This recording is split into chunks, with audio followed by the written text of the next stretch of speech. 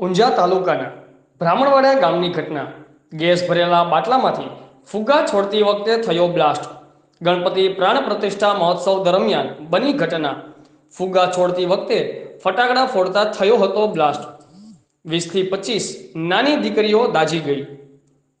તમામ દાઝેલી દીકરીઓને મહેસાણા લાયન્સ હોસ્પિટલમાં ખસેડવામાં આવી। Reporter Mayaben Chaudhari, Azad media live, Mehsana.